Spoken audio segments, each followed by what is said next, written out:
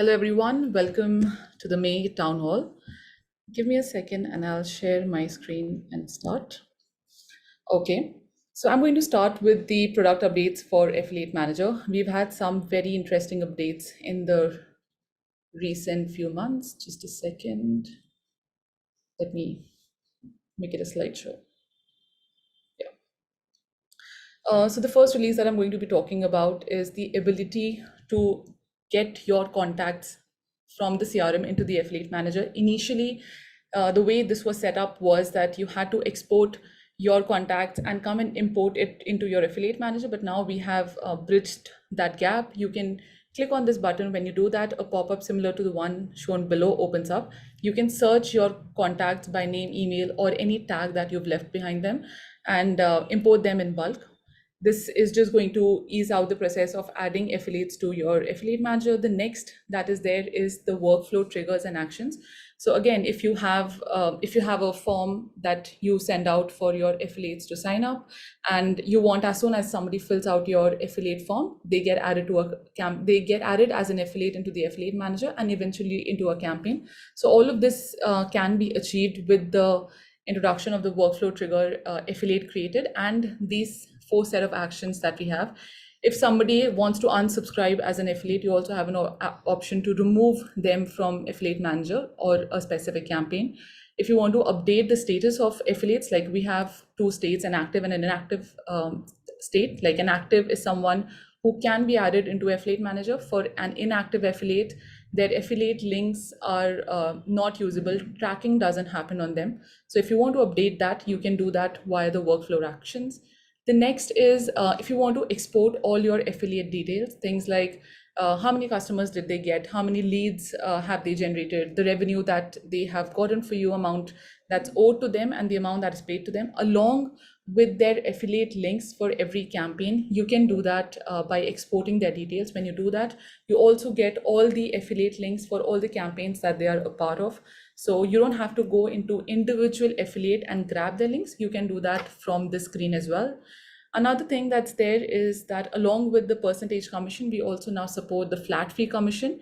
And if you don't want to use the default email that's there in your campaign creation, you can always create your own email in the email campaign and use it here.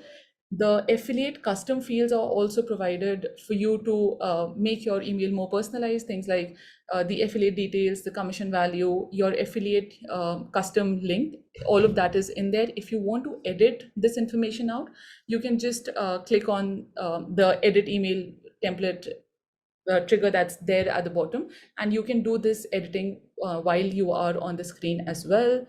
Other minor other set of other updates that we have are, as I said, that we've introduced affiliate state, active and inactive. This is something that is manually done.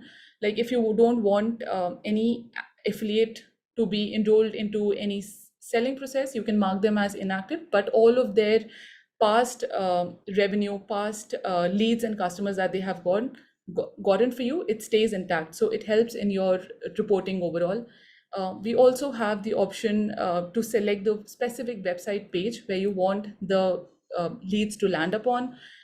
Initially, we went with an approach where the payouts were getting reflected on the first of every month. Now it's going to reflect as soon as the transaction is made, so that you know that my affiliate just made a sale, and here you can see it on the portal.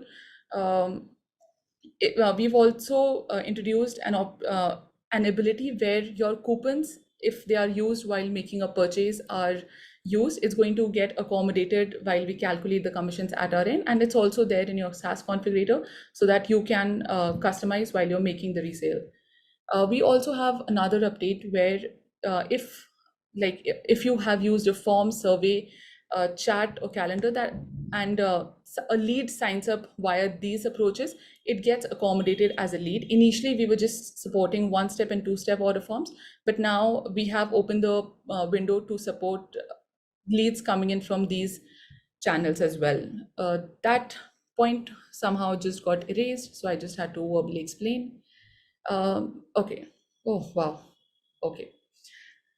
As for the Q2 2023 roadmap, except the items that I just covered, what we are currently working on is the ability to link a sale to an affiliate. So if a direct sale came through you and an affiliate mentioned that this was their efforts, you can always link that sale to an affiliate. So that's coming out. The team is already working on it.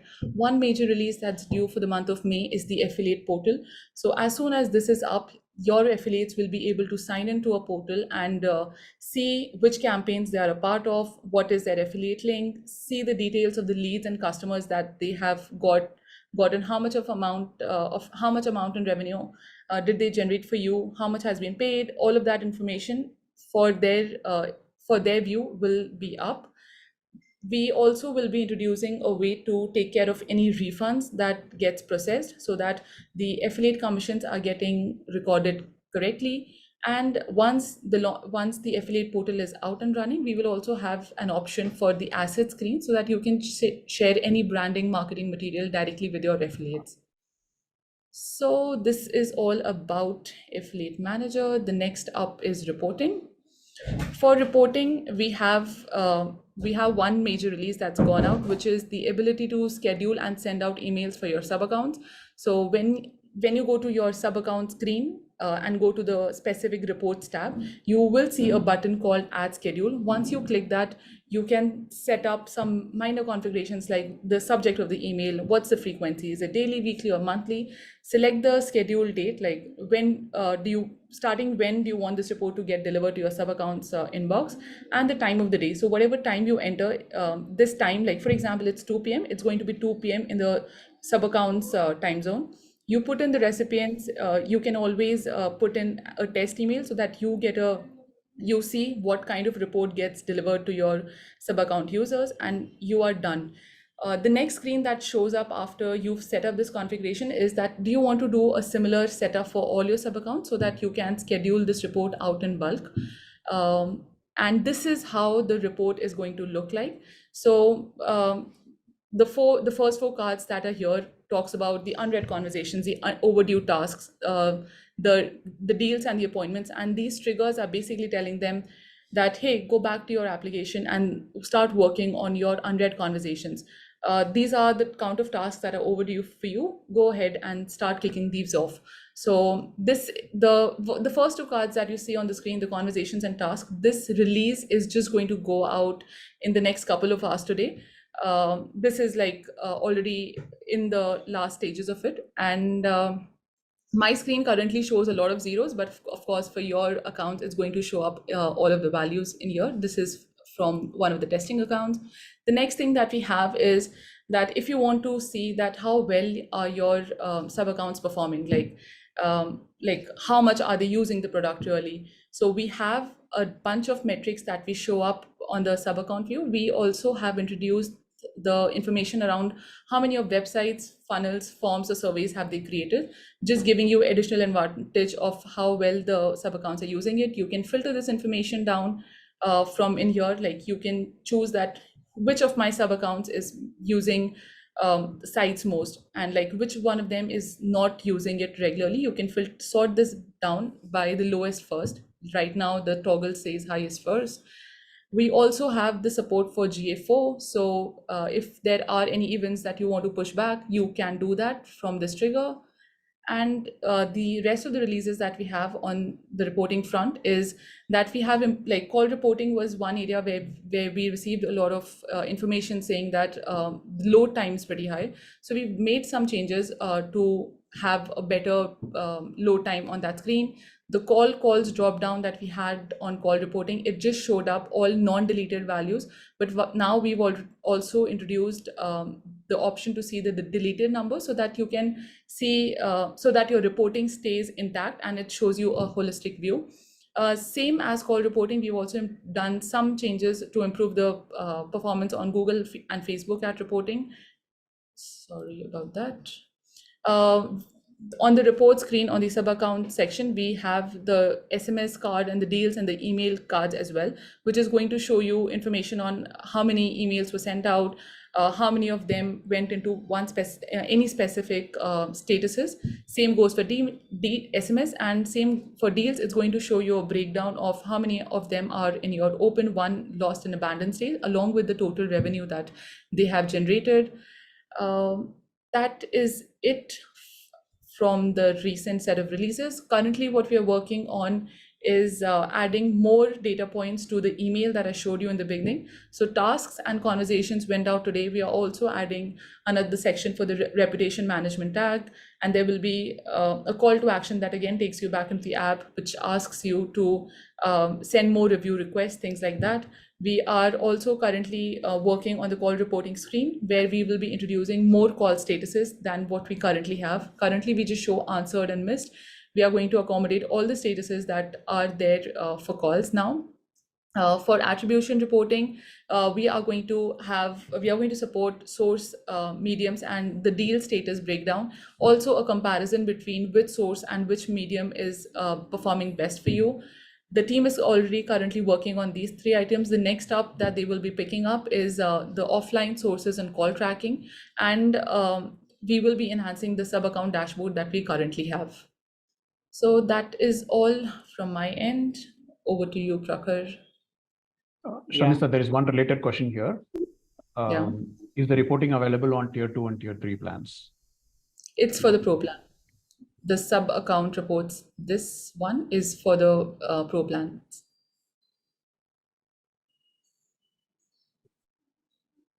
And I think we have another question from Mary Sue. She is asking, when are you going to provide reporting on rebilling? Need to see what was billed and our profit.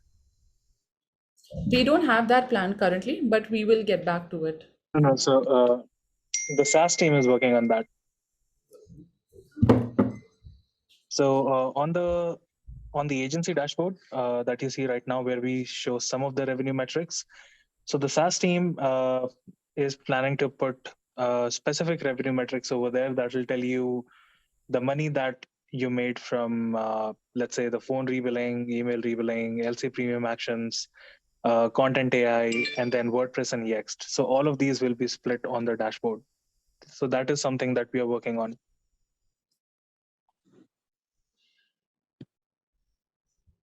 Awesome.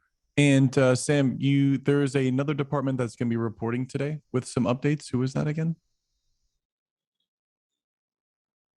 That is all. No, Prakhar will go next. We have a few more products. Prakhar will go next. Yeah. Hey, thanks. Thanks, Sharmistha.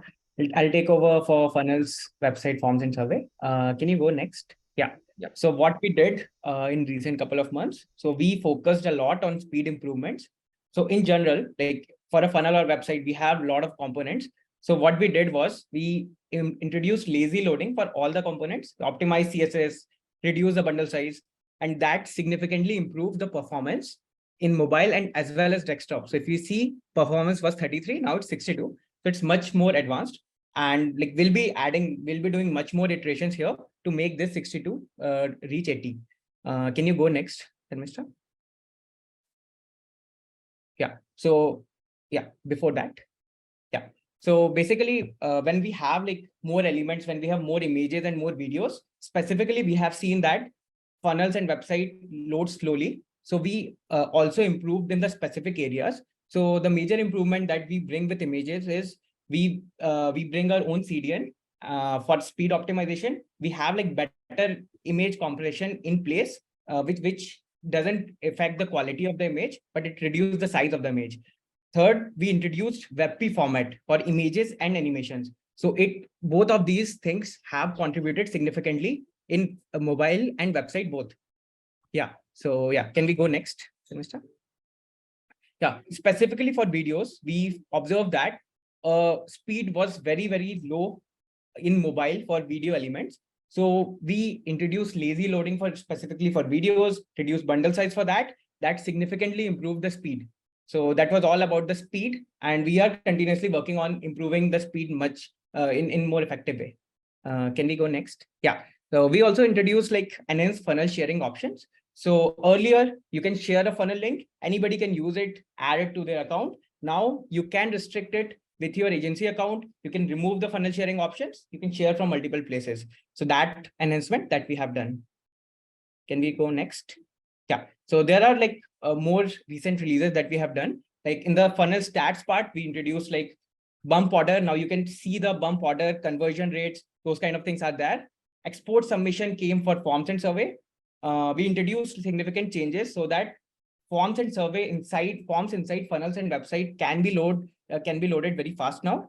We enhance the UI and UX of forms and surveys list page and make it similar to the Mac view. We enhance the stability and like we introduce blog navigation and search elements as well. Can we go next? Yeah. So there are upcoming releases which will be live in couple of days. So first is custom 404 page. A lot of people have demanded. We had like a lot of votes in idea votes as well. So it is going to be live in couple of days. And what you have to do, you can just go to your domain settings page. You can edit your domain. You can select the 404 page. Earlier, there was only default page option. Now you can set your 404 page as well. And it can be any funnel page. And you can define like that. So this is going to be live in couple of days. Yeah. Can we go next? Yeah. Another most demanded item was funnel builder. So we are introducing classic funnel builder, which is also going to beta in a few days. And we have like structured it in a new fashion. Its alignment and design is more enhanced. We also introduced something called layers, through which you can navigate your element, move your elements in a much faster way. Typography, we were having a lot of issues, like it was not seen. Like if you add like some kind of font, then only you can see how it is looking, right? So all those kind of things we are also fixing. So yeah, this is like these are the major releases that are coming in couple of days. Whatever the things which are planned for this quarter. So we'll have an option. You can generate leads from your hosted video as well. So inside a hosted video, a form will pop up and those can be generated. And you can restrict your users to watch till certain amount of time. After that, if they want to watch, they have to fill that form. Another most demanded feature was like pre-built sections for funnels and websites. So all these things will come in recent future. Also, we are focusing on SEO and speed improvements. That is going to come in this quarter as well. Yeah, and similarly for forms and surveys, right now it's at like minimal state. We are bringing templates and themes so that you can build your forms and survey faster, and it will look much more nicer as compared to today. One more thing that we are bringing right now, if you want to connect your domain, so you have to manually update your A record CNAME in your domain provider. So we are bringing easy domain integration. You just have to click it and log in, and it will be auto updated, and your domain connection will be successful.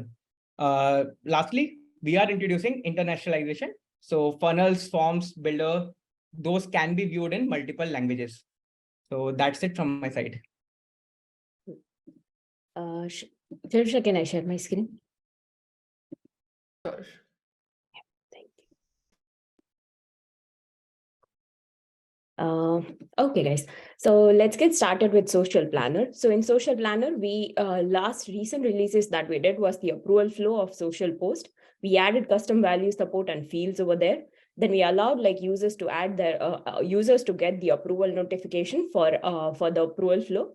And we've added a support of like, allowing our users to get an edit thumbnail view. So earlier, like, there was just a drop down that you used to see with a name written of your template. But now we provide a preview thumbnail that will allow you to like, view your template faster.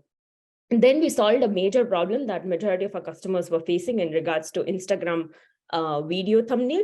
So that was like, the Instagram video was not coming off the exact dimension. So that's something that we solved. And then we launched the content AI support for Social Planner. So you can create your post faster with the AI help, 10x more faster. So these things you can find it out, like, when you visit your post, when you create it out, there will be an option called as content AI over there. So you can just generate the content. You can create like as many variations you want, and you can generate like content from there. So these are the recent releases that we did. The next upcoming releases that we have for Social Planner that are already in pipeline. So one of the major asks was Instagram story. So ideally, the Instagram story will work like this. Like a person comes to Social Planner, they'll create the content, then they'll select the person who this notification should go to for the Instagram story. Say, for example, if from us, like, if Shivam is there or NASA is there, the notification goes to their phone. They open the notification. That's the first screenshot. They'll be able to get the notification. Then they open it out, and then they can directly post it to Instagram story. So that's the third option over there. So the third picture reflects like as soon as you click there, your Instagram will open and you'll be able to post your stories directly over there. This is currently in QA and soon we'll be releasing it out. The next one is the recurring social post. So with this feature, like you'll be able to create content. So the idea is that, you will be able to create content that you can constantly post in terms of your days, weeks, months, and years. So you create content and then like, you just constantly like, continuously after a certain period of time, you'll be able to post it on any social platform. The idea behind this is like, reduce the amount of manual intervention as much as possible. You create once and then you're like, you can forget it in terms of like when you want to get it posted. So this is how we have done it, and it's already in QA, and like, soon it will move out soon it will get released. Yeah, then another ask from our end was the reconnect enhancement. The work is completed. This is coming out tomorrow, most probably, or day after tomorrow. The idea behind this is like, when you come, so major ask was this, that for example, if there are two people that are owner of a particular page or a group, then they can come to Social Planner, they can come and reconnect their account. So earlier, like, the other admin could not come and connect it. But over here, like, with this update, like another admin can come and reconnect the social account over here. They can search the social account if you have like more than like, 10 or 20 of them. And you'll also get to know, get the notification if you are not having like particular permission with the error messages. So these are the upcoming releases that we have in pipeline. And a few of them will go out live in this week or the coming week. Then the 2000, as in for Q2, the major releases that we have been working on is the Instagram Reel. Then customizing your post for each of your social accounts. Then there will be some design enhancement that we are going to bring in just for better user experience and like, better experience part of it. Then watermarking of each post. And then we are going to add an internationalization of Social Planner in different languages. And then we are also going to support Canva integration. So these are the major like to-do task in terms of like Q2 that we are targeting for Social Planner. And these are some glimpses of like what we are trying to achieve with internationalization in Social Planner. So you'll be able to see everything in terms of like if you are using French Canada, then you can see everything in terms of that. We are going to talk about more about this in like, our coming slides. Next product is Email Builder. In Email Builder, we have recently launched A/B test in terms of Email Builder. With that, we have made some enhancement in our statistics that we provide. In Email Builder, we have also provided support for creating your text generation with AI, your subject line, as well as your CTA. In the A/B test also, we have made some enhancement in the way like your report that comes out based on like some of the customer feedback that we got, and it was like very good suggestion that we got over the call, and we were able to implement it in a much faster way. Then the other thing that we did was like it's more related to the across the template library that we provide for funnels, website, Social Planner, and Email Builder. We have allowed all our agencies to enable the template library more for their location users and location admins. So they can allow them through one toggle switch. You can go to your agency setting to company, and then like you'll be able to scroll down and you can turn it on the template library for everyone, for your clients. Yeah. So these were the recent releases that we did. And soon, like we are going to release one of the big features that is going to change the way our text editor used to look like.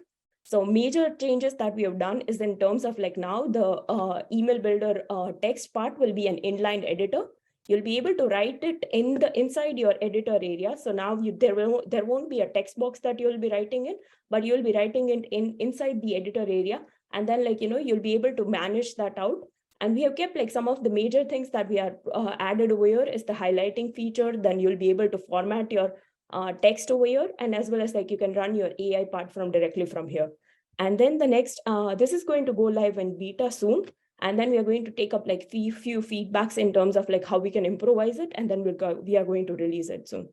The next thing that we have changed is like bit of the navigation way, just for in terms of like, having like all across the editor products to have like more similarity in terms of user experience for your customers. So this is more for more from the user perspective that we have done, that they can navigate and understand that this is how it works in all different editor areas that are there across the product. Then in Q2, we are going to launch logo, inline forms, and survey. Then we are going to allow file attachments that will be provided inside the email campaigns area. Then we are going to allow predefined layouts of image, text, and CTS, and then the internationalization in email builder. And we are going to allow our users to create like resend of unopened email as the like to-do task for our Q2.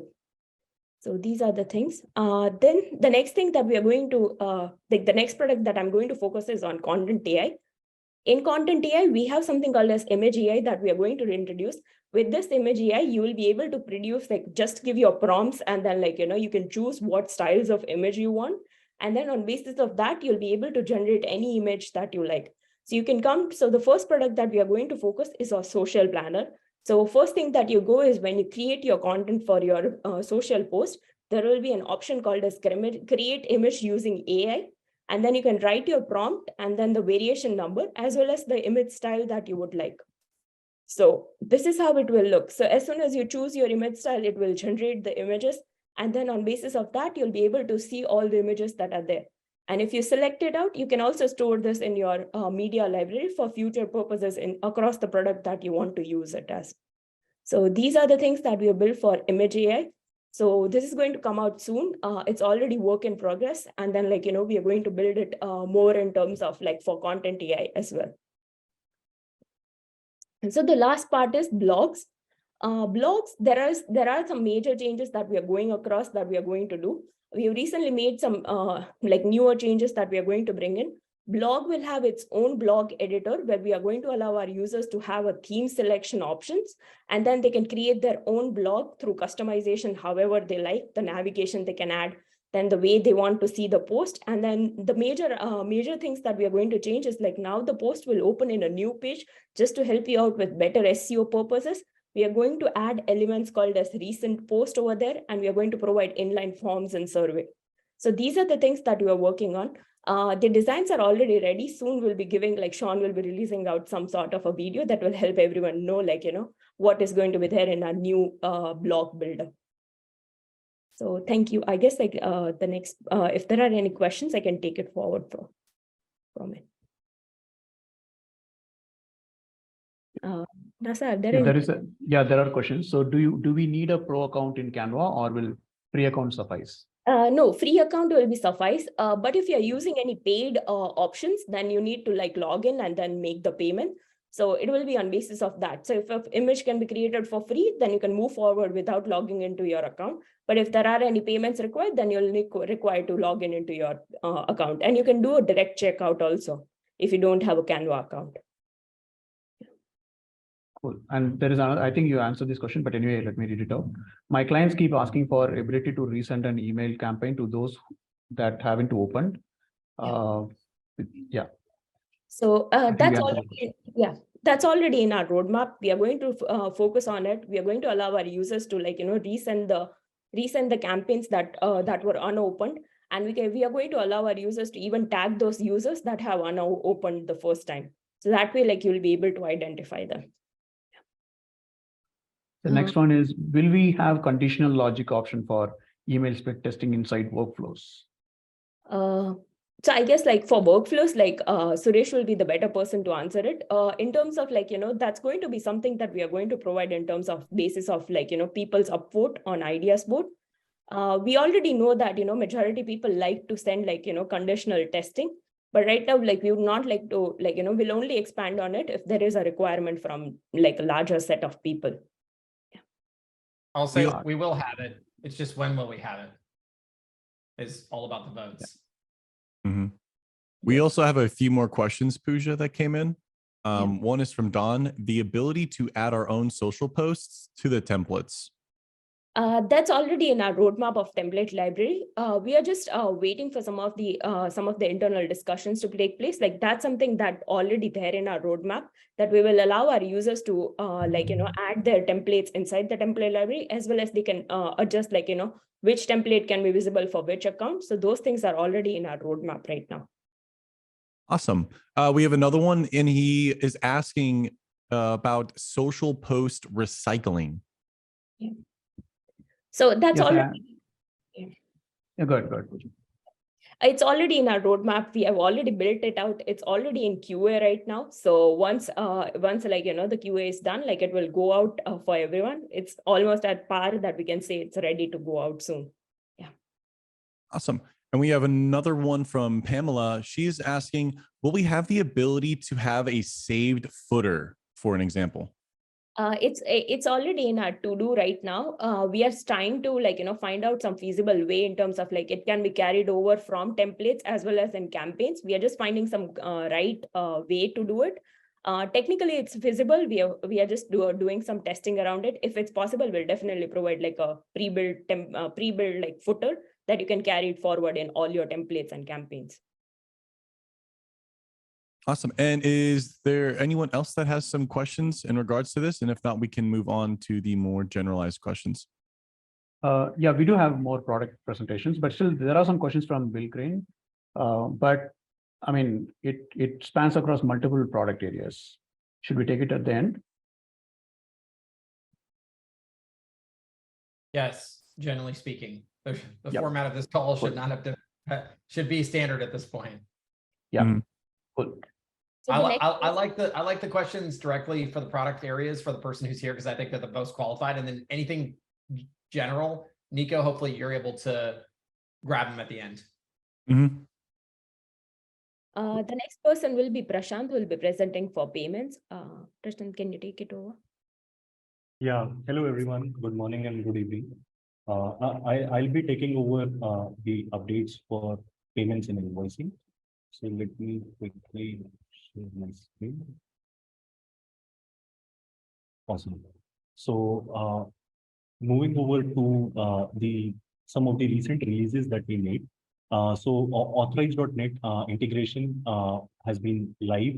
It is up and running. You can process one-time and recurring payments, create subscriptions. It is available on order forms, invoices, calendars, and text-to-pay payment links. We also changed the way text-to-pay operates. Now you have the ability to have the text-to-pay invoices generated within high level, so you don't have to keep a track of them on Stripe. You don't have to go over to Stripe to keep a track of the invoices generated. You can directly track them in the invoices list view. Then we also had the ability to customize the invoice title. This is useful, especially in countries where you want to go as per the guidelines to have the tax invoice or any other custom title at the top of the document. And then we also released the ability to cancel subscriptions. This is another release that majorly bridges the gap between high level and Stripe or any other payment provider. You don't have to go over to cancel your subscriptions. You can keep a track of them under the payments menu on the subscriptions page, and you can directly cancel them. Then we also released the NMI integration for processing payments. So we have 4 payment integrations active as of now under the integrations page. Authorize.net at NMI, you are able to process order form payments, invoices, calendars, and text to pay, and you have the ability to keep a track of all success or failed payments. And then we also recently released the ability to customize email and SMS notifications for invoicing. So this gives the ability to customize the payment successful or payment failure or auto payment information or emails around that which go out to the end customer, or the emails and SMS which go out to the internal team or the business user who is actually sending out the invoice. So this gives a lot of flexibility around what email templates or what kind of customizations you want to enhance in the notifications that go out. And then we also released today. We released it today only, and this is an awesome release that we made today, which is the payment receipt trigger. Now this comes with exciting capabilities. This acts as a central trigger where you can track all of your payments which you are receiving on order forms or invoices or calendars or subscription payments. Now, this includes successful as well as failed payments. You will be able to keep a track of whatever successful or failed payment attempts were made. They have the ability to filter it directly by the product. So you can directly say, okay, payment received, and then you can select the product directly, or you can say that, okay, the payment status should be failed, or you can say that the transaction type should be customer present transaction, which basically means that the customer was present and they were actually making the payment, or you can make a filter of customer not present, that is, you are running a subsequent payment, a subscription payment, or running a card on file. So all of those use cases get solved using the payment trigger. So this becomes very powerful in terms of. And then we also release the ability to process refunds. So this also again bridges the gap between having to hop over to the payment provider to process a refund. So now within the transactions table, you can directly select a transaction and process partial or full refunds. So these are some of the items that we released in the recent past. Some just to help understand for the new members where these integrations are located. Right under the payments menu, we have the integrations page. If you are connected to more than one payment providers, you have the ability to select the default gateway. So NMI and authorized document are up and running. Then we discuss the cancel subscription. You hop over to any subscription, you have the subscriptions page. You're able to keep a track of all of your monthly or any subscriptions that are created using your order forms. You hop over to the actions here and directly select the cancel subscription action. And then we release the refunds capability as well. So similar action in the transactions page, you select a transaction, initiate a refund, and then we change the status of the transaction to refunded or partially refunded based on the type of refund that was processed. We also got an immediate feedback regarding user permissions, which need to be enabled for refunds. So that is in development, and I should say in the final stages now. So we are registering, like we are enabling user permissions so that business admins can control which business users can process refunds, which business users can cancel subscriptions, which users can record a payment, and which users have an access to the payments menu. And we are also registering these refund transactions in the audit logs. This is not live yet, but this is coming in the next few days, I would say.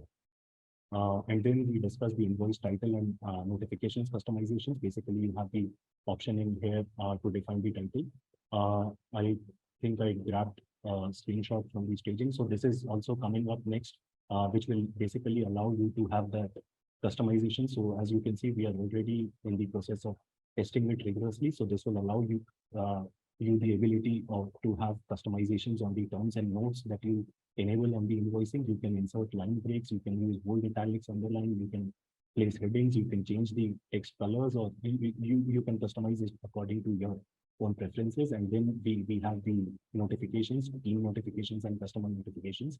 So these whole invoice settings becomes very powerful in terms of defining the overall information that needs to get displayed. And we have other items as well on these settings, like the ability to customize the text that appears on every invoice, and after how many days is the invoice due, like stuff like that. So we are making incremental changes in here in these settings so that our business owners are able to customize all of these settings according to their use case.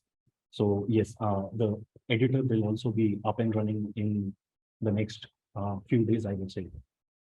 And then we discuss the payment receipt trigger. So this acts as a central trigger. You can directly select the type of trigger. You can define the source, from which source it is coming. You can define the transaction type. You can define the payment status, whether it is success or failure.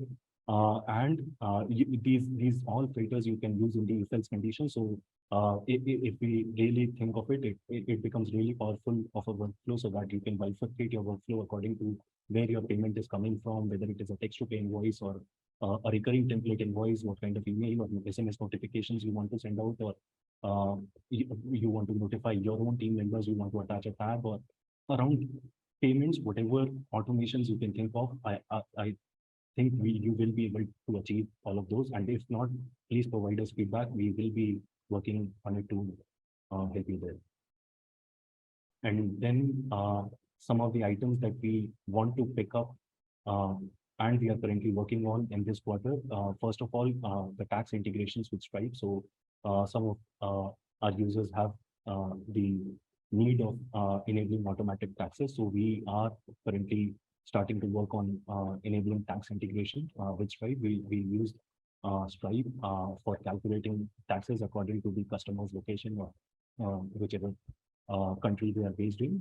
So this is yet to be worked on, and it is soon in the roadmap.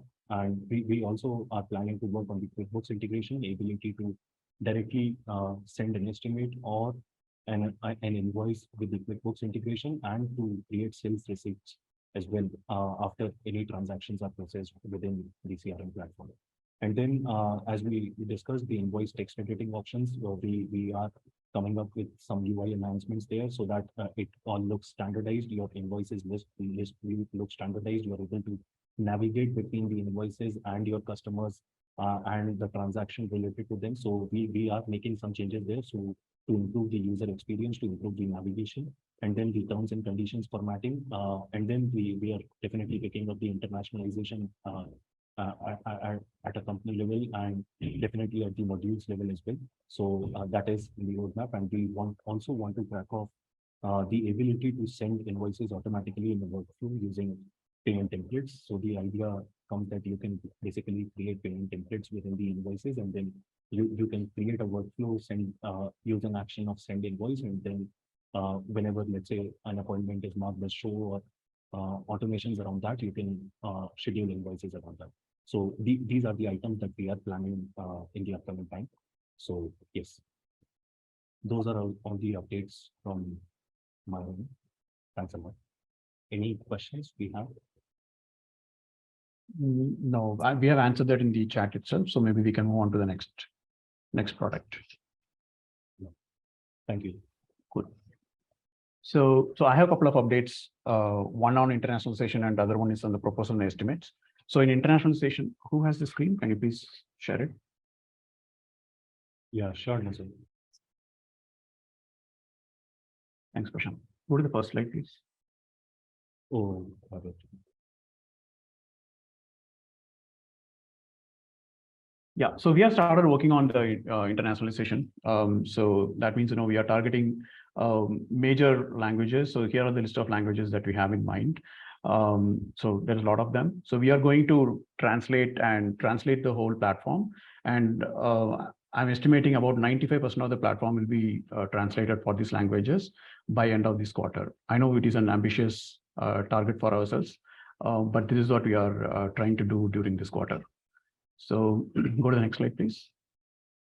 So the language options are going to be at two levels. So one is on the sub-account level. So you can set a sub-account, a default language for your sub-account. And then there will be a user level preference that can be overridden. So you can set the sub-account at with French, and then the user who may be a German user can override that option and set it to German. So that is a possibility.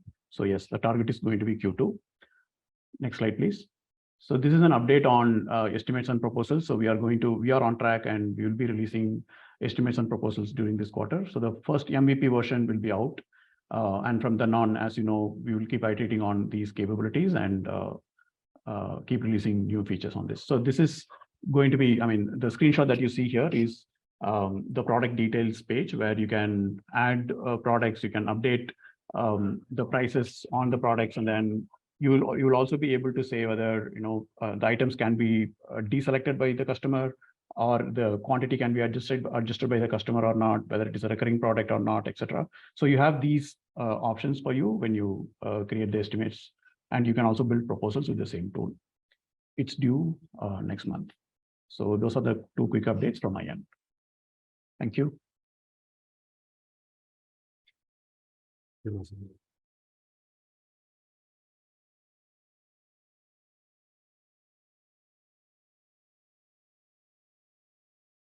Do we have any questions in specific to that update?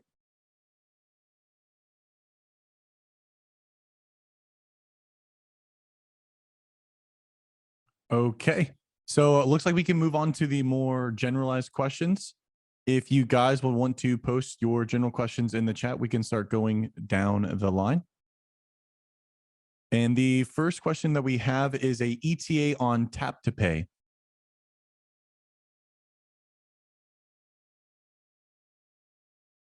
Yoshish, are you here?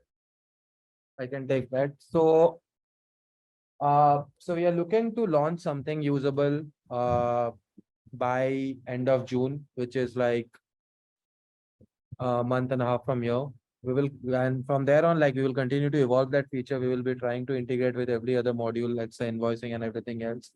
But the basic terminal payment should be live in our June release, like either the mid of June, basically the later half of the June. Awesome. Next question we have is from Gus. How about adding the creation date of the sub account stats page? Sure, Mister. Yeah, are we talking about the creation date or the update date? Because currently it is actually set up to show the created date values. We are changing that part for attribution reporting, and we'll soon be introducing the same for ad reporting as well. Thanks, Sam. Next question we have is from Kathy. She has a question on courses. When can we upload a video and select videos for specific courses? Basically, add the videos to the media library to select for specific courses and just upload and select or pull from the media library.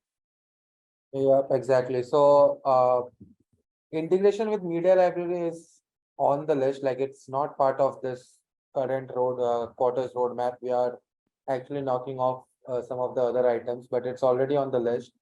Apart from just being it as an integration to media library, what we are trying to do is if you upload a video, you can reuse the same video across multiple lessons. So we have seen that as a use case as well. So basically we will solve for both, not this quarter, but definitely it's on the cards and it's anytime soon, like maybe Q3. Perfect. Next one is from James Hurst. Question. I love the idea of the Twilio validation error trigger for the alerting to failed SMS, which can happen for lots of different reasons. In practice, it rarely fires. Is it on the roadmap to trigger on all error types rather than just the two we currently have, which is 3006 and 3000 or 30,006, 30,007? No phone number set up, message too long, etc. I don't see anyone from the workflow team, but maybe Sid or Abhishek, you can pass this on to Suresh. But yeah, we should add all filters in, James. Since we're getting the errors, there's no reason not to. So we will get that done. Yes, I've taken a note. I will pass it on to workflow team. Perfect. Next question we have is, when will the multiple brands be available, or at least having more than 3 plan options in an account? Or this is for SaaS. Yeah, but Shivam isn't here. Is Aryan here? Isn't Nilashish? Do you want to fill in just with what you saw today? Yeah, so it's currently on the works, like multiple prices, like multiple plans is on the SaaS roadmap. It's currently in development. To comment exactly on the timelines, it would still be at least a month and a half from now before it goes live to everyone else. But yeah, that is already in works. Like we are working effectively on multiple plans first, and then we would gradually move into multiple brands. Awesome. Next question we have is from Brian. When I add a phone number after the customer signs up, it looks like it requires the customer to approve the additional billing. How do I get it to be included in the subscription price?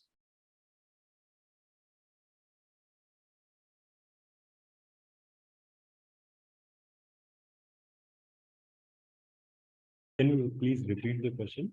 Yeah, for sure. Also, I think the question is on ISV. Shivam and Shubham are out today. But right now, it does bill them separately for the phone numbers and for the telephony usage. It does not bundle into the subscription cost.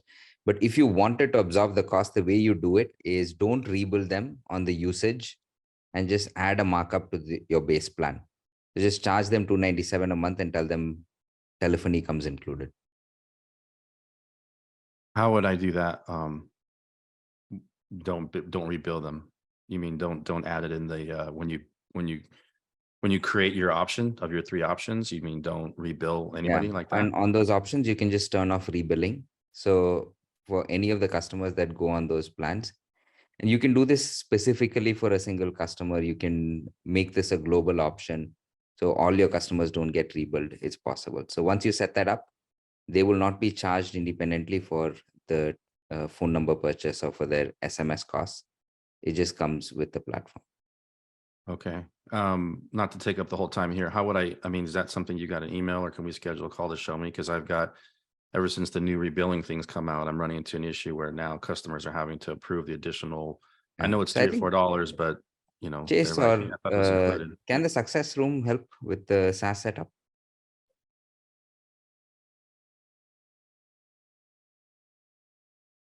Were you asking me? No, I was asking Chase, but I guess Chase, maybe Chase Marine. isn't here. Yeah, Chase is out today. Chase is here. Oh, Chase is out. Sorry. Oh yeah, I'm Chase today. Sorry for the confusion. Well, worst case scenario, let me get you Kate's booking link. I think she can help. 'Cause I submitted the question and to tech and they said, well, that's the way it is now. And I have some customers. I would jump in with the success room, though, like now, because you can, right? So no reason why. Yeah, shouldn't. please, because There's a link on that. I But I'll get you. Yeah, I guess, and then there's Javier's booking link in case they can't answer it. thank you. Thanks, Sean. Next question is from D. Question: is there a way the business logo can be uploaded from the med library, from the media library? Sorry. Yeah, it is not possible today, but yeah, we can do that. Thanks, NASA. James has another question. Can we get user audit fields in the columns for workflows like we have for forms? So how would that work? I guess I'm not understanding that.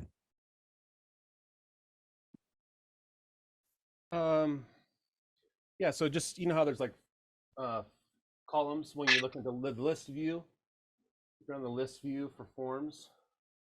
Yep. It says last updated by name. There's all different kinds of columns. Yep. So forms has last updated and updated by, but workflows doesn't have that same column. Got it. So you want those 2 columns. That makes sense. I guess another item to send to. Yeah. We can run that down. We'll get that added in. Thank you so much. Thanks, James. Next question we have is from Donald. If we build free tools to help the community, are we able to post that in the high-level official community group? And he's also interested about, you know, paid tools, and he's trying to figure out what consists of self-promotion. Almost anything. Anything you expect to sell at some point. Because the problem the problem you have with this is, look, you could be the greatest human being on planet Earth, but the second we let you in, every other person in the world is going to come in there. And this is the biggest problem we have in the Facebook group. And, you know, this even goes to people who want to promote ideas. I get like crap sometimes, like, why can't I say, please vote up this idea? Because I'm like, because then every other idiot's going to do the same thing. You know, that's all the Facebook group will be like, vote on my idea, vote on my idea. Like, that's why we don't let you do that. So, but what we do is we really like people who create great stuff. We just filter you down. So the way we do that is you need to jump on the Spotlight link and go through that process. Who the heck has the Spotlight link? Nico, you got it? It's like gohighlevel.com/spotlight or something. Anybody know what that is? I have the link, but I was really just wondering, like, I'm working on some free tools and I sort of understand now. Yeah, but those become baity, right? Because I mean, like you don't work for free. Nobody works for free. So it's like, yeah, I get you in on the free and then upsell you. It's still a bait post, right? Which is not, you're not a bad person for doing that. Don't get me wrong. But in our group, like that's why it's like a no bueno. You got to go through the Spotlight process, period. Understood. Thanks, Donald. Next question is from Melissa. We're looking for an update on the memberships/communities. This is going to be big for us. She's really excited about it. Mid-June, Melissa. We are working hard on it. We should have something on up for you by mid-June. Like we tried to push it earlier, but yeah, there were certain unforeseen changes that we had to commit, so it got delayed by a month. But yeah, we are very focused on getting it out by mid of June. Awesome. Next question we have is, if I have a plan that does not include websites and someone signs up for it, can I later include it for them manually without it changing their price? Yep, you can.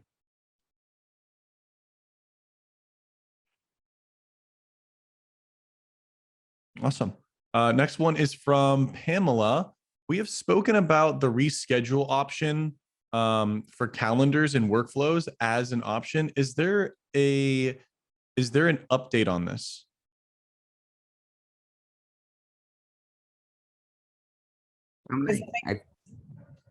Yep. I guess I forgot what the exact issue was. Can you just catch me up on that? Sure. When someone reschedules, there's no workflow possibility trigger. Got it. The filter for, hey, if someone reschedules, have a trigger that runs for them or a filter. Let Yes, me check. to reschedule. Yeah. So I know the team was looking at this. Let me see if it's on their roadmap or I'll follow up with it. Thank you. All right. The next question is, my brand has normally a dark background with white text. When I use invoices, for example, I am forced to use a white background. Is there a way to add a second logo to upload inside the platform specifically for invoices, for example? Yeah, that is exactly what we had in the items for upcoming for invoice settings. So this is currently to be worked upon and expected to be out by the beginning of first month, in the next month. Awesome. Next one is from Derek. Can we have a view audit for opportunities like we have for the contacts? Derek, can you expand on this a bit? Didn't understand the question here. Sorry. For the opportunities, being able to track when something moved from one pipeline stage to another, what fields were updated on the opportunity. There's been some cases where we need to kind of dive into that. And there is a way, if you get the ID of the opportunity and, deep into your browser settings to find that, you can get there. But just the ability of seeing an audit of a opportunity and kind of where it moves down the funnel. And this is for all the activities which are taking place in the opportunity column, right? Yeah, specifically the opportunity. Got it. And isn't this available in the audit logs today? In the audit logs today, it's very contact based, but if you go into the opportunity and find that ID of that opportunity, you can put that into that record field and you can then see the audit history of the opportunity. So the functionality exists. We just don't have a button that says view audit. Yeah, that's not easy. And I think we should follow up on that and see how we can make that simpler, Sid, because that does make sense. Yeah. In a lot of places, we ask people for a document ID and it's not easy for them to get that ID. Yeah, we have to dive into the browser settings to find it. So it does exist, it's just not easy. And I think the better way to go is don't even take them to the audit logs page, because why make them do that extra work? On the opportunity, you can give a button on the card or even on the modal that pops up, just add a history tab and take all of the history for that opportunity from the audit logs and show it to them right there. So exactly. They don't have it elsewhere. Yep. Makes sense. We'll look into this. Thank you so much. Thanks, Derek. Yeah. Next question is from Tim. For the custom value screen, we need a persistent filter so that we don't have to add it every time we update one on the custom values. Is this that the filters that you have on the page don't stick, so it keeps getting refreshed and you need to keep setting it again? Exactly. Yeah, it's not sticky. So Yeah. I was trying to get. I think they just fixed that on the task page yesterday or day before, but Sid, another item for you to run down. We should fix that everywhere. Yes, We yes, are already working this. If this is for the custom values page, we are already working on this and should have it up and running soon. Great. Cool. Wonderful. Thank you. perfect. Awesome. Next question we have is from Dawn. For WordPress hosting, is there an ETA for the ability to turn their sites off for past due billing? Was on the list. Should be having that early June or late May. We are running down some migrations into a new infrastructure. Once that is complete, this will come up. Awesome. Next question is from James. He has a question for members area that I'd like to unmute and ask. Yep, James, hi, go ahead. That'd be okay. So I just got done making a bunch of products and a bunch of upsells. And I like this idea of the upsell where, you know, they're logged in and they see the other products that are locked. The thing is that I had to, that kind of that upsell landing page, I had to create that each and every time. I think you should only have to create that upsell page per product or per thing once, and then like pick it rather than, and so it's like if I have 4 products, I have to go do that 4 times. On a similar note, every product, like you have to go and create the author. If authors was more like an object, it's something that you could like go and pick, like you have like an authors page. So I'm just basically thinking like how to make members areas a little more module than having to, like, you know, recreate everything every single time. I don't know if anyone's thinking through that. Yes, James, 2 parts to your question, right? The first thing is, like you'll have to, you're asked to go and create that upsell offer and design that offer page time and again for every time you add an upsell. Right. So like what we are doing is we are giving you an ability to clone an upsell. Like, okay. So once you clone an upsell, everything that exists, like all the customizations and everything, it gets copied. And that would basically solve that problem, I hope, right? Like just a basic clone feature. Okay. And regarding the instructor, we are still exploring a few things to solve it exactly how you guys need it. There can be a global instructor, which will be a default instructor in case you don't add anyone, or there can be a place where you guys want to add or pull in a group of instructors, and it can be a manual select. Yeah. Perfect. Yeah, I just making sure someone's thinking about that. On a similar note, as far as repeatability, like the uploading of images, is there any plans to use the media library rather than have to upload each image? Sir. Yes, sir. Like I already answered this. We are integrating with media library. So all the images, the thumbnails, the videos and everything, if you upload it in media library, you will be able to pick it inside your courses. Last thing, I noticed when I ran a test through members area in test mode, the stats showed up in the dashboard. Is there a way to exclude those from the reporting? Yep. So I saw your email. So I'll tell you the problem here. So when we started with memberships, we didn't add a flag for test and paid. So right now we cannot go back and add them because we cannot identify them. But moving ahead, the day you shooted me that email, we added that flag in.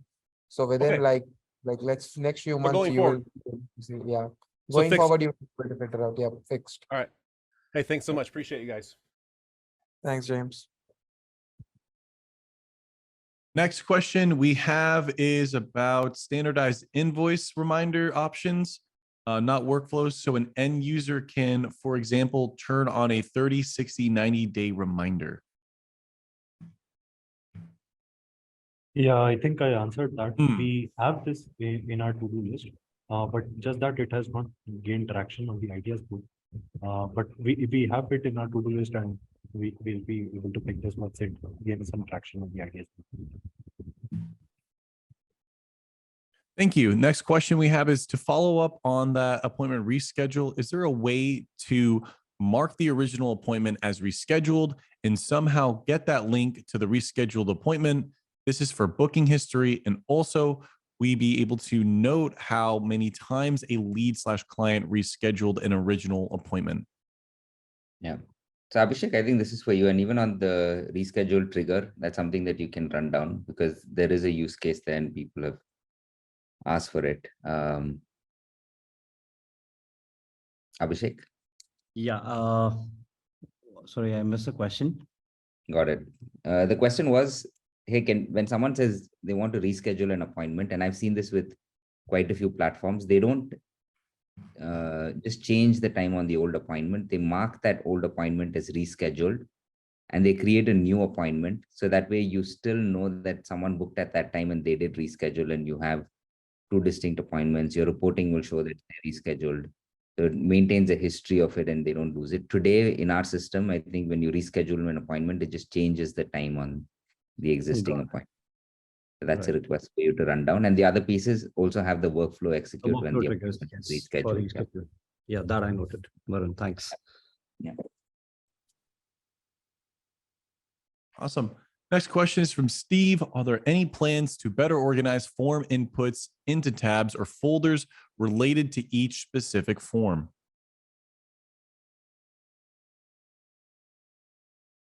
Yes, this is definitely, this is definitely in our to-do list. So there are some form related enhancements that we are running through right now. So once that set is done, yes, we want to create a folder for each form and organize all the submissions under that folder. Yeah. Can I, one other thing, would that info, could we have it so that it is downloadable? All the form submissions, right, Steve? Yeah, form submissions, and then each form information would be like, you could drop it to a PDF or something. But the form submission downloads, it should be already there, right? So we just released the bulk download as well last week. Well, the form submission, yes, it's already there, but then you go into the, the additional info, and it's hard to track Steve's down. question is on the contact detail page.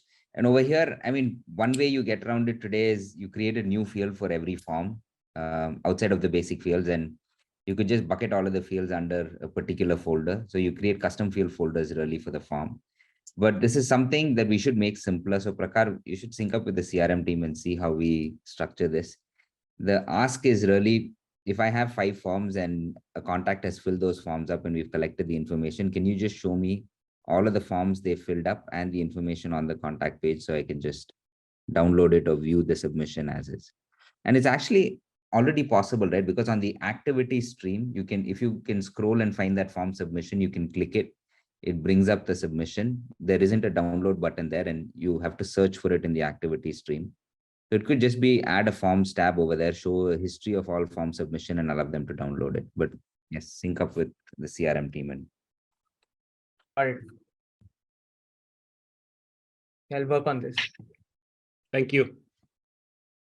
Next question we have is from Pamela, and she is asking about the size of the font in conversations are quite small. Is there a way to increase the sizing?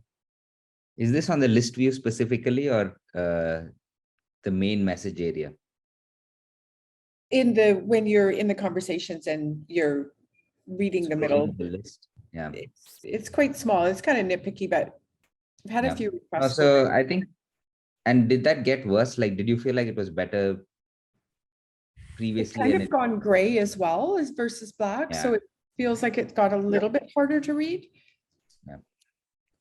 So Sid, I think you should work with on it. And I mean, I felt the same thing. I think with the old conversation list view that we had, the text was definitely clearer and the color was better as well. With the new view, we've definitely gone a little lighter on the color and the font's gone smaller. So it does get hard. Sure, I will look into this. Yeah. Thank you. And we shouldn't even be custom using any font or thing, right? We should just jump to the new components that we're using. So, and that will automatically fix it. Yep. And I have one more little thing about that. You have to run your cursor over it to see the 3 dots to know to reply or see the details. A lot of people don't know that's there. Is it possible to have those 3 dots more visible? Yes, Pamela, I think we are working on this and we are making the entire threading also more optimized overall. So we will definitely look into these, the UX changes as well. Thank you. Next question we have is about currency. Can we possibly change the currency in the payments tab? I charged in USD, but as I'm from Sydney, it defaults to AUD. Yeah, as of now, there is no way other than to change the country in the business info page. But we want to work on something around this, probably late this quarter or early next quarter. But as of now, the workaround is that you can change the country on the business information page. Awesome. Sorry, can I just confirm on that? So if I just make my agency level country to US, No, will it location level change to country. USD? Location country. Just the location level. Yes. So Okay. basically, the All right. currency that we use is based on the country, which is set in the address of the location. So whatever product you create, whatever invoices you are creating, or the order form payments that you are processing, those are all based on the country that you have defined in the business info of the specific sub account. So Got it. look, So you don't have in to that you don't have to case- change the whole address, just change the country. That should be sufficient. Yes. Got it. But I'm just trying to think, for LC phone, regulatory bundles and all that, it uses the address and everything from the location, right? So would that create any issues? I'm just trying to think. So once you get the regulatory bundle approved, and then if you change it, Mhm. there should be no issues. It should be fine. Okay. Thanks, Shiva. Thanks, NASA. The next question we have is from Dawn. Is it on the radar to have the ability to add multiple emails and contacts to send invoice/reminders to? Sorry, multiple emails of the customer. I didn't get the question, sorry. Can you come again? Multiple emails is out now. No. In the invoices, I'm going to send an invoice and there's two people that want to get copied on it. Got it. Basically, ability to CC while sending an invoice. Yep. And then the same with the reminders and notifications. Got it. Yeah, that is in our list for the next quarter, not in this quarter. So we want to allow the ability to CC, and whatever email addresses you are CCing that invoice, that will apply to the notification settings which you have enabled. But Perfect. we'll be picking up it the next quarter. Great. Thank you. Thank you. Next question is from Donald. Being able to select a contact ID, contact by ID is available in the API, but it's not available in the premium inbound webhook trigger. Will we ever be able to do that from the UI? This is the workflow questions. What was the question again? Yeah, I can repeat it. Being able to select a contact by ID is available in the API, but it's not available in the premium inbound webhook trigger. Will we be able to do that from the UI? Yes. So today I thought someone was coming in. So today, the way the inbound webhook works is when you get the webhook, the first step is always to create a contact, and it's either to find or create a contact. So based off the data, it'll either find an existing contact in the system and update the remaining fields on it, or it'll create a new contact for you. So it already does the find, but it does it by email or phone. One of the releases they're working on, and today the reason it works that way is the workflow requires a contact to execute. So the workflow doesn't just work on any data structure, it only works on a contact, or it at least needs a contact to start. But one of the items they're working on for this quarter is decoupling that. So a workflow can execute on anything. It can execute on a page view, any type of object, and is not linked to a contact. And once that happens, this action will be available. So when you get an inbound webhook, you're not forced to create a contact. You could just receive an inbound webhook and send an SMS or send an email, or you could look up and find a contact in the system and then decide to act on it. So it is coming this quarter. It's even better. Thanks, Varun. Next question's from Steve. What is the status on updating the call reporting page? page dropdowns with additional call status details should be available. It would be great if the status could cause an action. Yeah, that is something that we are currently working on. So we have the different status breakdown for all the calls coming up, followed by optimizing the call tracking flow as well. Is there, number one, is there kind of a time frame on this? And number two, will the statuses be able to trigger an action? Trigger an action, it's going to show you all the list of leads that were part of that status that's going to happen. And like, is there anything else that you're expecting beyond that? Well, I think if, like, let's say, for example, right now there's the thumb up, thumb down, which, you know, doesn't give you any real input value at all. So if we were able to have a drop down that would be kind of like a custom variable or a trigger link based upon what they select. For example, one could be like a spam call, right?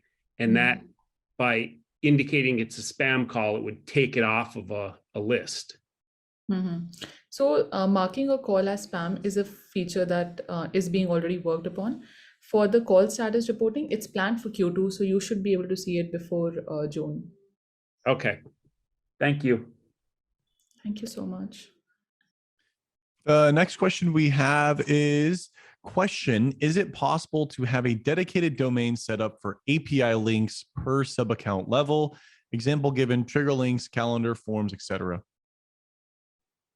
I mean, we're definitely going to do this. I don't know where this is on the list for the team. Yeah, most likely I think it should be with Prakar because he's working on the domain, so I sent it to him. Yeah. So this is with Domain Connect, but can you elaborate like what No, so this is a different one. This is the API links. I mean, I will find out which team is working on this, but yeah, we're definitely going to do it. I'll find out a timeline. So the idea here is, hey, right now you can set up a API link at the agency level, and all of the outbound links, whether it's a calendar link, widget link, link in an email, gets swapped out to that white label link when the email gets sent out, when an SMS gets sent out. But the problem is you have 100 accounts, and if one of them starts spamming, your link starts to get blacklisted. So how do I make sure that each of my customers has their own white label domain for links that get sent out in emails, texts, everything, instead of using the agency's link? So this is in trigger links.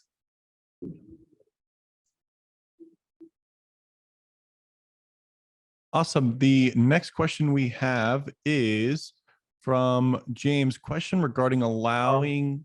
Nico, you missed a question. Like, I just want to get some clarity there. It was like, when does inbound call come to desktop and mobile? And there was like, you can do one-on-one now, but like, what exactly are you talking about when you say one-on-one, Don? Well, just that, because that way, right now you have to Inbound calling on the assign desktop, right? the number. Just that simple. Yeah, and desktop too. Yeah. So anybody can answer it, and not just the assigned person. So like a call comes in, it does a ring all strategy to the whole sales team. First person picks it up. Yep. Yeah. Who's running that down? NASA? Not somebody on your No, so team? that's on Shubham. ISV team, that is Shubham, and they have it on the roadmap for this quarter. So they will get that. Yeah, we have some, I would say we have some massive drops for this quarter. I think both in the new feature section, but also in the round off section. So bringing inbound calling to the desktop, I think is going to be huge because it's not just going to be one-to-one, but it'll also like the ring all strategy. I think that'll be, if you're running a sales team, I mean, what else could you want? That's a great lead off. So I think there's a lot of those types of things that feel very inconsequential because you can say them in a sentence, but will have a very profound impact on you or your customers. Yep. And Shivam, are you here? No, because yes, I'm here. Yeah. Got it. Oh, Shivam. Was I right that it's this quarter, the call routing strategy on ISV? The inbound call capability on web and the IVR, like press 1 for this, press 2 for that. Yep. That So is in plan for this quarter, yes. Yeah. So, and then that contains the ring strategy as well. So yeah, this quarter done. Awesome. Thank you. The next question is from James. Question regarding allow multiples being set to default. I'd like to unmute. Oh, hey guys. So in my experience, it seems like at least all the use cases I've come across that, new leads, new calls, things are happening. It just seems like allow multiples ought to be the default. And when it's not, it's kind of a silent error, right? So it comes through again and it just errors out. It says skipped. And so I'm wondering if there could be any kind of consideration given to allowing that to be set to default, or I guess making at least letting us configure that at the at the agency level to say, hey, at least we want all of ours to be to default to allow multiples to be true,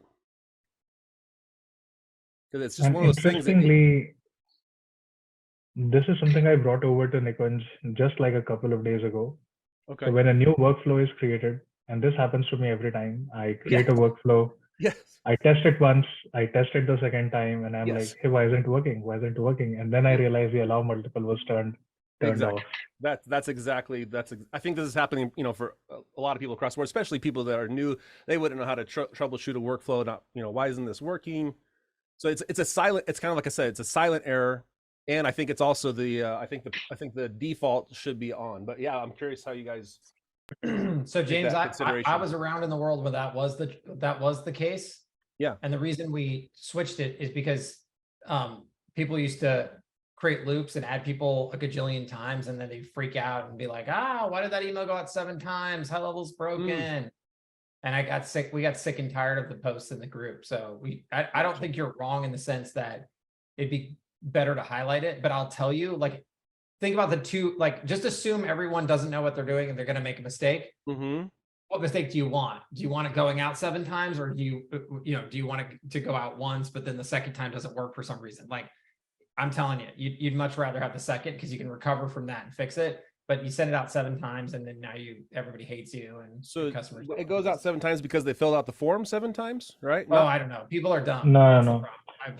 Well, They would- I would like the to general at least, issue is, like, people are like, oh yeah, let me try to fire up this bulk thing. Blah, done. Oh yeah, I'm gonna go do some other stuff. Oh, you know what? I'm gonna do that same thing again, but I don't really realize that I've created overlapping smart lists, or oh yeah, I forgot that I did that already. Who the heck knows, man? I'm telling you, people do dumb things all the time.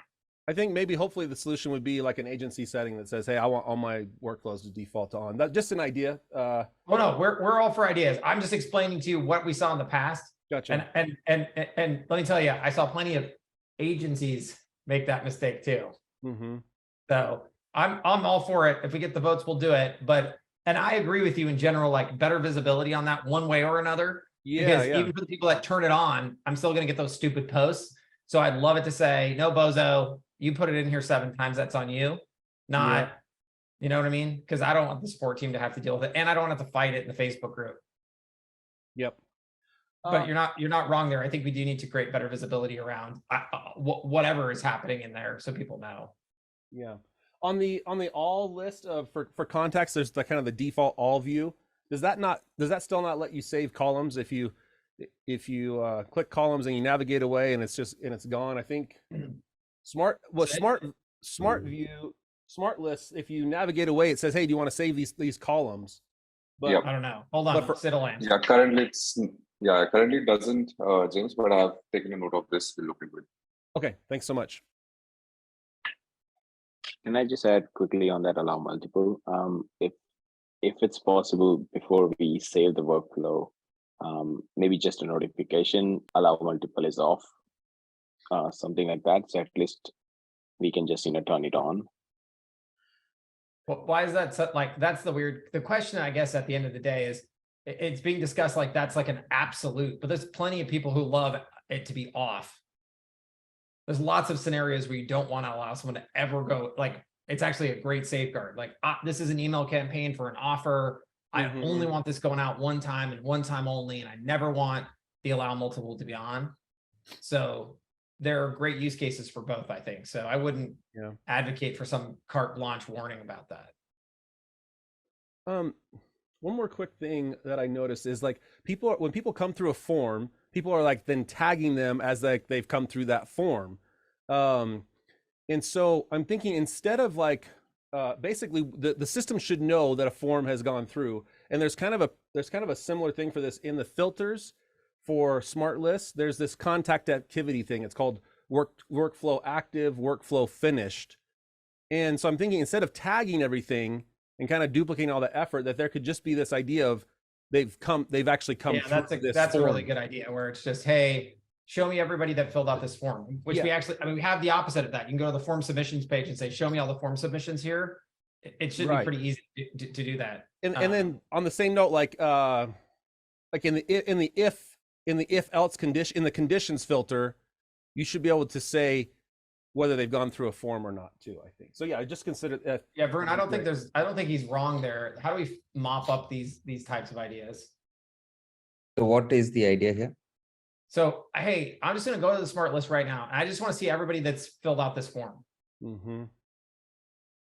Yeah, there's kind of a similar thing for contactivity. It's workflow active, workflow finish. It's kind of like this idea of like, instead of like tagging someone that they've come through a form, they're just static I think elements. the workflow active you can actually do right now on the smart list. But Yeah, that's what James is saying. But you know, they're like these static options like forms, right? Or like he's saying in the workflows as well. Like if this contact filled out this form, right? Like that's just like a universal truism versus right now we tell people like you have to add in this extra step of tagging people, right? It's just another step.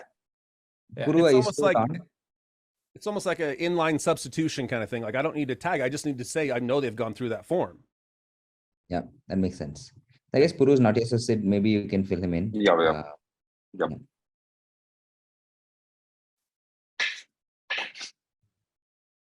Awesome. The next question we have is from Dawn. ETA for WordPress hosting to have more than one site in a sub account.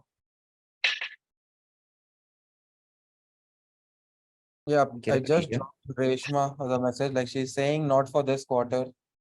But like we had planned this earlier, but didn't get enough validations to take it forward, but she will look into it after the end of the quarter and maybe that is when we can comment better. Got it. And Kiran, do you have anything there? Same thing, Varun. More or less the other items are on priority, which will take up all of this quarter anyway. So we'll not be able to address that. Got it. So I guess next quarter then. The next question is custom dispositions for calls and workflow trigger for custom disposition. Is that in the roadmap and or is an ETA? It isn't currently, but we can look at that. So maybe Shivam, you can pass that on to Shubham and then you can see where it stands. Got it. So this is the custom disposition at the end of an outbound call, right? Yeah. And when they set it, triggers based off that. So the workflow can also behave differently and make sure that there's a disposition at the end of the call. Got it. Awesome. Next question is from Derek. Is there a way we can see all potential duplicates in the system? I would love to hire someone to help clean up our dupes rather than find them reactively. Again, I know that the contacts team had this at some point in the roadmap, but it's not there for this quarter. But say it again, another item for Puru. And I guess this one is important as well. Is automatically detect duplicates in the account, but then merge them as well. Okay. Yes, I'll take note. Yeah. Next question is from Tim. Can we get a way to change the default number of contacts displayed in the contact view? There should be a drop down to switch, or maybe I'm dreaming this. Probably doesn't remember though. That's the problem. I bet you it's Exactly. It's not persistent. Yeah, that's all you got to do is just add memory to it. Yeah. Makes sense. Another item said. Hey, on that note of the contacts, when if you're in 100 contacts and you scroll to the bottom, could we also get the pagination at the bottom of the page as well? Yeah, that's a good one. You scroll down to the bottom, then you have to scroll all the way back up to the top to paginate. if it's easy. Yeah. Oh, I and by the mean, way, all the new tables we are. Kristen is also right in her comment. You actually have to click the stupid drop down twice to change the count. Got it. So It's all that's good just a bump. feedback. I guess I'd add that in because the contacts page is Yes. use some work. It's quite some time since we've touched it. Okay. Definitely. Yep. And it is 12:30, but we have one more question. So Tim, and Dawn, we'll do these last two and then we'll wrap it up. This one is from Tim. Can we get a way to change the default duration of custom appointments? Yeah, right now it's 30 minutes, which for me anyway doesn't work. Mine are always an hour for my sins. I thought they added in the ability to do custom slot time just recently. I didn't say it, but I'll look for Abhishek it. is sitting here, so why is he not answering this question? Yeah, I was curious what this question was about because yeah, we do have the ability to select a custom time now. Okay. It's okay. Tim didn't even know about the unsubscribe header, so hopefully. Oh, come on, Sean. Let's hit it with another one. I say so. You can drop a help doc on Tim. Oh here, yeah, see what slap me happens. around. Exactly. I'll look. Let me tell you, that's the best way to get slapped around. Like, already got it, whack. Like that. Trust me, that's what you want. You don't want like Works for me. see you next year, whack. You know, that's not the fun. That's never fun. Hey, for us So, old yeah. guys, it's a short-term memory that goes first, Sean. So I don't have any memory. I can't even remember what I ate for lunch yesterday. So, but Abhishek, can you throw the help doc in here for him? Sure, And sure. then while you're doing that, what else you got, Nico? Last question is from Dawn. Any thoughts of the option in the custom values under calendars to be able to drop in calendar links? Right now, a user has to go to calendars to find the link. So use case, I'm in conversations, somebody wants an appointment, I just want to go to the custom value and go to the calendars and drop Like, that one. boom, here's my Good calendar. one Yeah. as well. Abhishek, I think you should make a note of that. With some of the new screens we looked at for the calendar setup, this was one of the items where you go to the calendar page and you're able to quickly grab links for any person. It makes sense that you have it everywhere, not just when you Yeah, because navigate it. you got to jump out and go there and find it. And if you're Got already that. typing, now it's not saved and there goes that conversation. And I mean, the other thing you could do is if you're on the conversation page, there is a calendar link field. So you should be able to use the custom value picker to just use the calendar link variable and you hit send and it will Yeah, swap it but up. like, is it link. for me? Is it for other? Like, I feel like you would. No, I feel like this yours. would be like for other users, stuff like that. I mean, if Yeah, it's you for want other to be able to users, see yeah, all then the you'll have, calendar then you're names having right to pick a user's calendar link, right? Which we can get to, but your own link, you can use that. Good point. Okay. We do have one question that was about the topic that we just spoke about. So I want to make this the last question. And it's D, and she says, allow multiple. Recently, the workflows having appointment or invoice-based input triggers will accept contacts multiple times, regardless of whether allow multiple is turned on or not. Is there a way where we can make it optional? This is not working on our current setup, billing client-wise. Oh, so if I inbound webhook the same contact, it won't deny them. That's Yes. So currently our pipeline setup is there are multiple stages for, let's say, a patient is coming in, so they like approved by healthcare, pending approval, so something like that.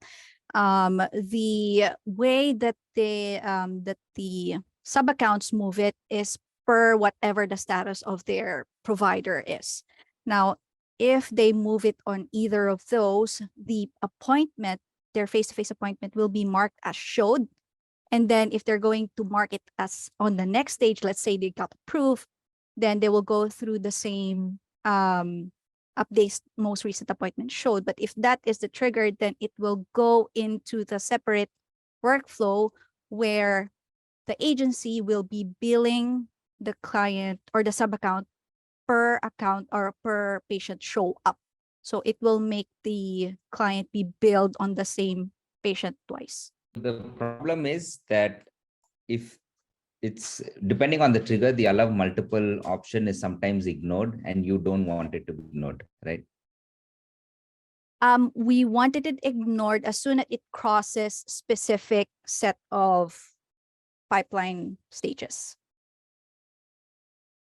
Yeah, that makes sense. I'll run it down with the team. Awesome. Okay. Well, everyone, thank you so much for attending the month of May's town hall. We appreciate you guys being here, and we I'll will be dropping see. videos in a second. Oh yeah, we're gonna be dropping this video too, and then we're also gonna be uploading this onto YouTube. So thank you guys again for everything, and you guys have a nice, awesome day. Thanks, You everybody. guys are awesome. Bye. Thank you. Bye, You guys are guys. awesome.